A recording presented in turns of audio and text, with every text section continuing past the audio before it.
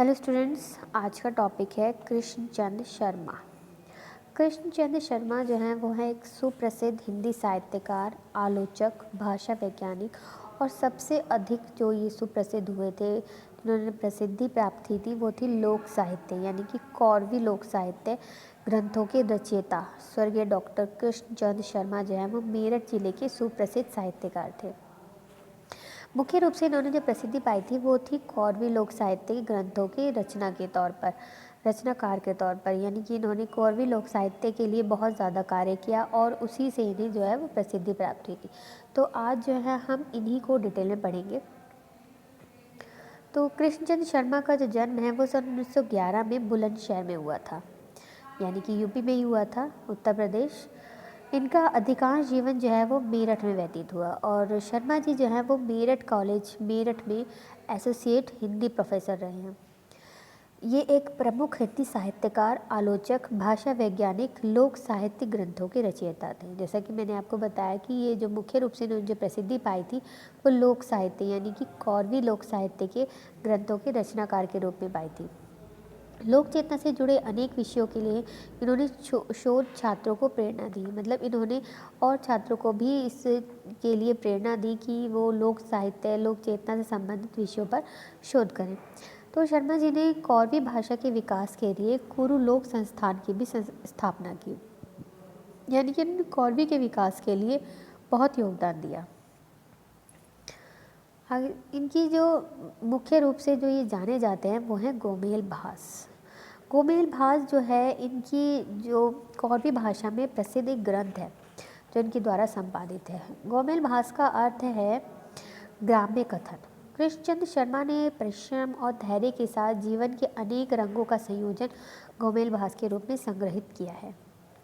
मतलब कौरवी में जैसे कि इधर मेरठ साइड, दिल्ली, जो सारा जो एरिया है, ये हरियाणा, मेरठ, आपका दिल्ली और इस यानी कि एनसीआर से के चारों तरफ का जो एरिया है, इसमें कौरवी से भाषा का जो क्षेत्र है ये, और इसी में जो है इन्होंने यहाँ पे जो इनकी लोक एक तरीके से जो ग्रामीण परिवेश है, जहाँ उनके रीति रिवाज, उनकी जितनी भी उनकी एक तरीके से जो संगीत था, जो लोक संगीत था, लोक साहित्य था, उसका इन्होंने यहाँ पर इस कृति में यानी कि गोमेल भास में इन्होंने संकलन किया है।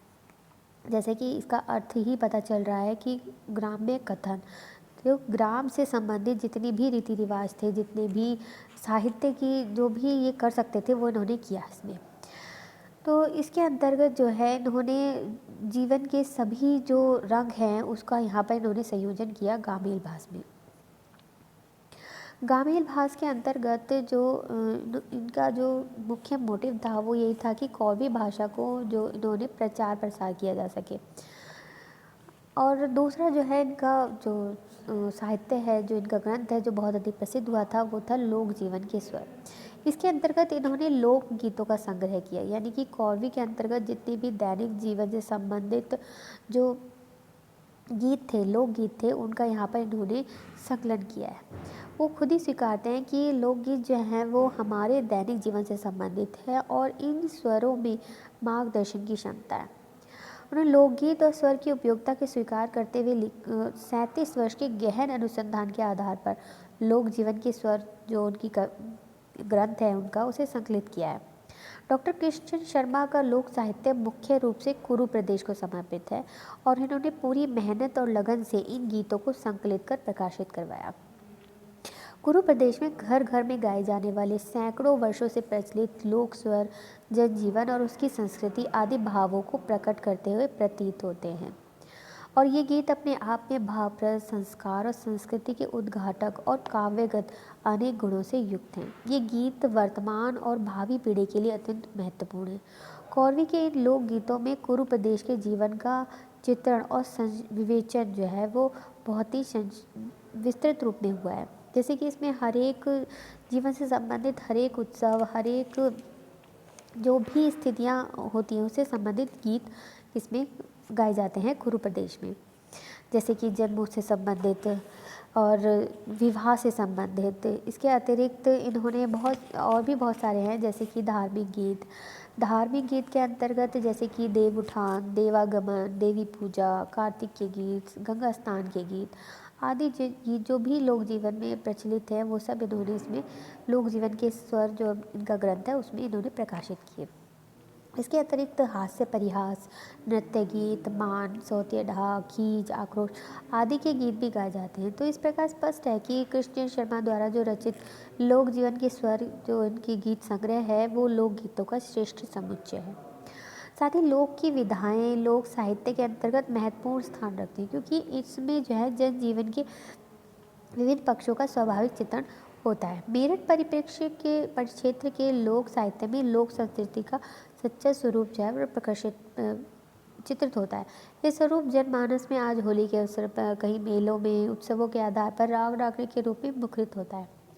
अगर कृष्ण शर्मा के शब्दों में कहा जाए तो कि लोक साहित्य का सृजन मानवीय विकास के किसी स्तर विशेष की घटना नहीं है, वह निरंतर प्रकृति क्रम है। ठीक ऐसा ही जैसा कि नित्य प्राची से होने वाला सूर्योदय, क्योंकि तमसो माँ ज्योतिर्गमय की भूमिका उसी को निभानी है। अतः इस आशंका के लिए कोई स्थान नहीं है कि लोक साहित्य का भविष्य क्या है। लोक साहित्य लोक की परंपरा से उसे कभी नहीं रोक सकता और लोक साहित्य अमर है।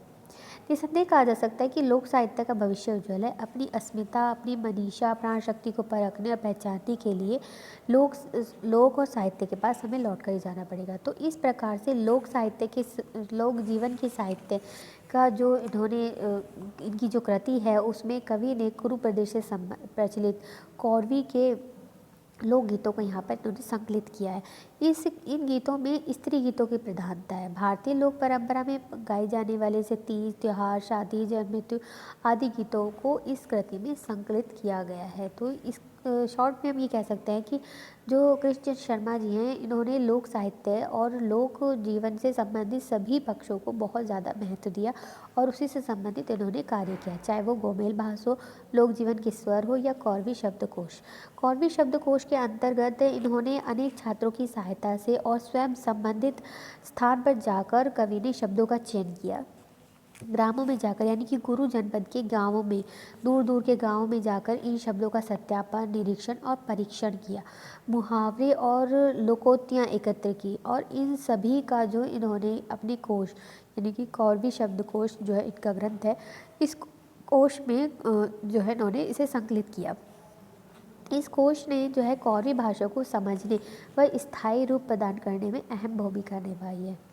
इस प्रकार से स्पष्ट होता है कि जो कृष्णचंद्र शर्मा हैं जी हैं, इन्होंने अपना जो पूरा जो काव्य साहित्य है या साहित्य में जो भी इन्होंने कार्य किया वो लोक से संबंधित ही किया और यानी कि कौरवी भाषा के विकास के लिए ही सारा काम किया।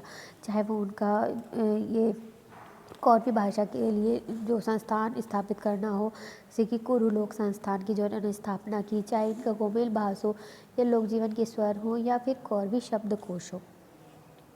तो इस तरीके से इन्होंने जो संपूर्ण जीवन है इनका वो पूरी तरीके से कौरवी भाषा पर ही समर्पित किया है और उन्होंने पूरे परिश्रम और धैर्य के साथ जो है वो कौरवी भाषा को वो उसकी पहचान दिलाई। उसके संदर्भ में जितनी भी बातें जो थी सिर्फ और सिर्फ एक तरीके से कहना जाए सिर्फ मौखिक थी, उसे उन्होंने लिखित रूप में ही सबके सामने प्रस्तुत किया। उसे एक बुक या एक ग्रंथ के रूप में जो उन्होंने आगे बढ़ाने का जो कार्य किया है वो बहुत ही श्रेयस्कर है।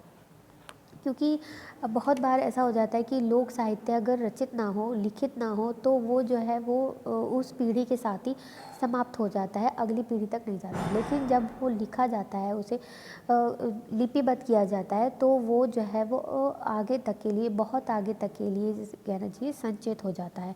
और इसलिए इन्होंने जो है कौरवी भाषा के उत्थान के लिए एक महत्वपूर्ण कार्य किया, जिससे कि जो कौरवी के जितने भी लोक साहित्य में जो भी रचा हुआ था, जो भी सिर्फ एक तरीके से मौखिक था, मौखिक रूप से एक पीढ़ी से दूसरी पीढ़ी को हस्तांतरित हो रहा था, वो इनकी वजह से अब लिखित रूप में आ गया है और अच्छी तरीके से जो है कि आगे भी लोग जो हैं इसे पढ़ सकेंगे और किसी और प्रदेश के लोग भी पढ़ सकेंगे। ऐसा नहीं कि खाली सिर्फ कौरवी भाषा के लोग ही पढ़ सकेंगे, सभी जो भी कौरवी से संबंधित गीतों में एक तरीके से रुचि लेते हैं, उन सबको के लिए जो कृष्णचंद्र शर्मा ने बहुत ही महत्वपूर्ण कार्य किया है। तो आज के लिए इतना ही, बाकी हम अगले लेक्चर में करेंगे। Thank you.